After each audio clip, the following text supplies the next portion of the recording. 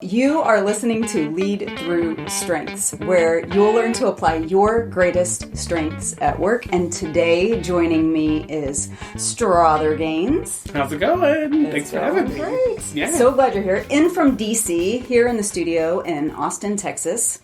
Ish, yeah. It took a while. It's about an hour with no toll roads to get here. Takes the long way home.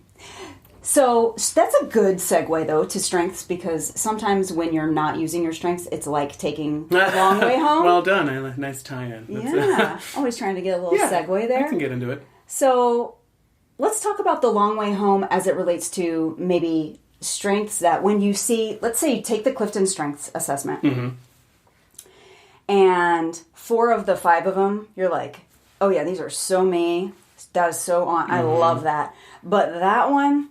well, I mean, it's kind of me, but I don't really want that one. Or I don't really think that in this workplace they're going to love it. I don't want to be seen like that. I don't want to be seen like that. I don't know that would be valuable here, or I would be portrayed or even accepted here if I let that one out. So what's your opinion on that? What do you do with it? Well, I totally had that happen in mine. I have significance in my top 5, and to me, when I read significance, it came across as like, tell me I'm pretty, tell me I did a good job, I need everyone else to tell me like this was a good thing. And that has actually been one of my greatest fears in my work, is that I required external validation. And everyone tells you, find that joy, find all of that inside of you.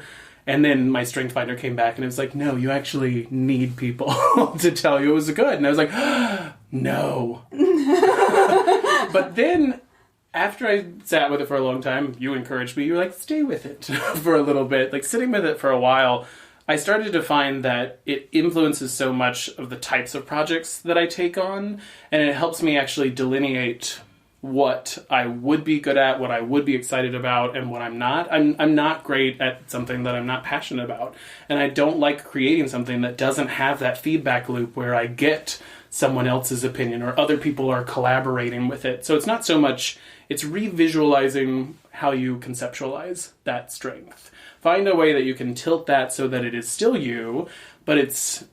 you've talked a lot about basements and balconies. Do you have a strength that's in the basement and that's where you're viewing it from? What does it look like when it's fully actualized, when you're actually taking control and being intentional about it, instead of letting it run the show underneath all of the things? And when you look at it and you go, that's the thing I want, then it's a lot easier to bring it out, even in a culture that might not support it, because that's your unique offering. If it's something that doesn't show up a lot, if you have a rare strength, you're going to stand out.